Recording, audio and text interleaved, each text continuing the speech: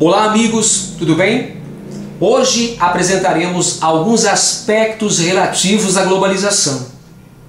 Bem, no mundo atual têm ocorrido grandes transformações socioeconômicas atribuídas ao processo de globalização, e essas transformações apresentam aspectos positivos e aspectos negativos. Dentre os aspectos positivos, podemos mencionar o desenvolvimento dos meios de comunicação, dos meios de transporte, o avanço da tecnologia, a formação de grandes blocos econômicos, enfim, dentre outros. Os aspectos negativos a serem ressaltados são o crescimento da exclusão social, do desemprego, o aumento da poluição, entre outros aspectos negativos. As características do atual processo de globalização econômica e cultural apontam para a formação de grandes blocos econômicos que visam facilitar a circulação de mercadorias e o aumento do mercado consumidor, com investimentos de capital financeiro em escala global. O avanço tecnológico, presente em vários setores da economia, principalmente no setor de comunicações, no setor industrial, na robótica, na automação e também na mecanização da agricultura. Nos países desenvolvidos, evidentemente, os investimentos em tecnologia são muito maiores. Temos também a atuação de empresas transnacionais com um aparato tecnológico para serviços de telecomunicação, transporte, investimentos, dentre outros. São fatores essenciais para a realização eficaz das atividades econômicas em escala planetária. O processo de globalização acarreta um novo ciclo de expansão do capitalismo associado a um novo modo de acumulação, também conhecido como modo de acumulação flexível.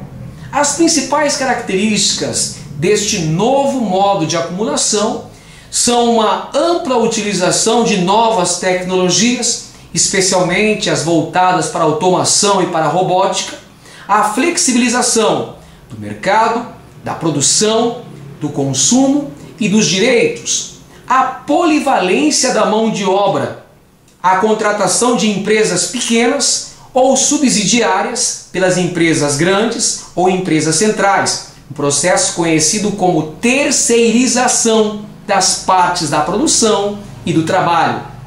Uma produção enxuta, pessoal, uma produção por demanda de estoque mínimo, a chamada produção just in time, e adaptação ao mercado consumidor instável e muito diversificado. Uma outra característica é a transnacionalização do capital, ou financeirização do capital, e o estabelecimento de uma nova divisão internacional do trabalho, a expansão do setor de serviços, bem como o aumento da extração da mais-valia, ou seja, o aumento da concentração do lucro. Agora apresentaremos algumas consequências da globalização na organização da produção e nas relações de trabalho. Nós temos então nesse processo a substituição e concorrência com a produção fordista, exigindo a adaptação objetiva e subjetiva dos trabalhadores.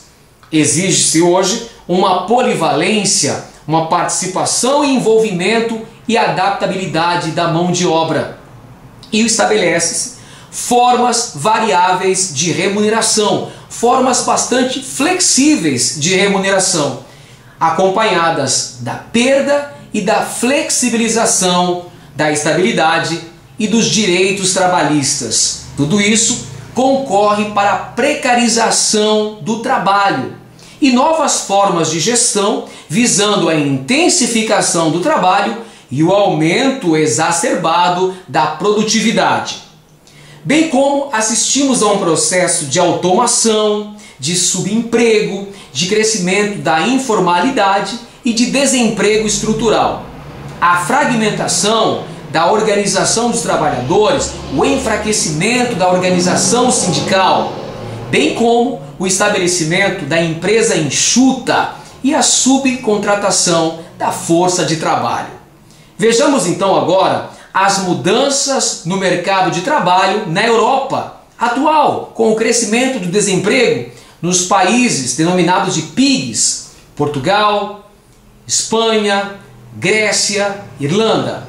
Pois bem, senhores, essas mudanças no mercado de trabalho na Europa são resultados da crise econômica do capitalismo desencadeada pelos Estados Unidos em 2008 e também devido ao crescimento, ao grande crescimento econômico do grupo de países identificados como BRICS, Brasil, Rússia, Índia, China e África do Sul.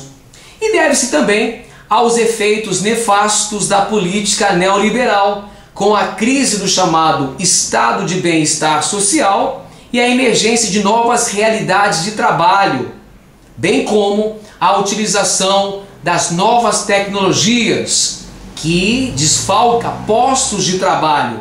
Além disso, devemos considerar a reestruturação produtiva e as mudanças na legislação trabalhista.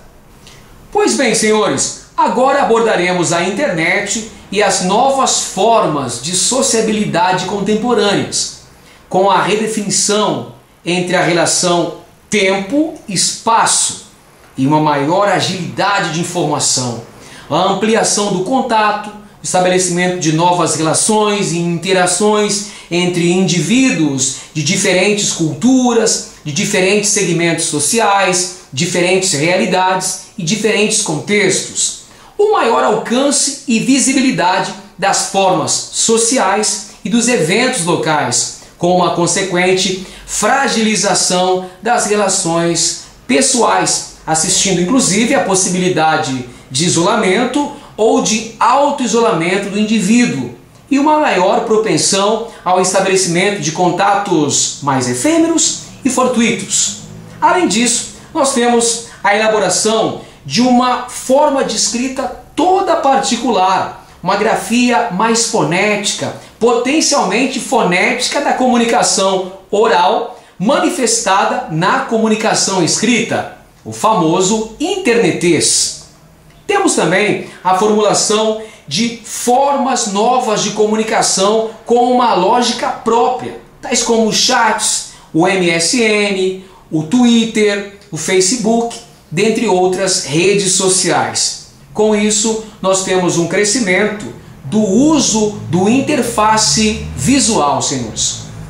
E a composição de textos coletivos e abertos, como por exemplo os veiculados na Wikipédia. O computador passa a agir como mediador dos contatos e do estabelecimento de interações entre os indivíduos. Temos então uma ampliação do espaço de imaginação, de criatividade, de anonimato e até de novas identidades, da concepção de novas identidades, uma identidade própria da internet. Temos um novo processo de sociabilidade, com ênfase na criação das chamadas redes sociais. Além disso, temos uma desterritorialização da sociabilidade, com novas formas de lazer e de trabalho. Vejamos então algumas das mudanças ocasionadas pela internet no trabalho, com o estabelecimento de fronteiras bastante tênues, bem limitadas, entre o tempo de trabalho e o do não trabalho, e também com o estabelecimento de jornadas de trabalho estendidas. Nas relações pessoais, temos o estabelecimento de novas formas de contato e de interação social mediadas pela internet, através das redes sociais. Já no lazer, informação e comunicação promovem uma redefinição de suas formas e fontes. O impacto social dessa abolição relativa das fronteiras físicas que a internet possibilitou, em termos de dimensão espaço-temporal, nós temos um impacto da diferença linguística e das possibilidades de acesso à rede de forma diferenciada para os distintos segmentos sociais, bem como as transformações na esfera das relações face a face, com o significativo aumento da interação à distância, a chamada interação virtual, e da possibilidade de múltiplos pertencimentos sociais e identitários. Na dimensão de valores e comportamentos, nós temos valores tradicionais sendo solapados, substituídos por novos valores, acompanhados da emergência de um tipo exacerbado de individualismo e a possibilidade de uma nova forma de exclusão social, que é a exclusão digital ou analfabetismo digital. Agora vejamos algumas das características políticas e culturais da globalização.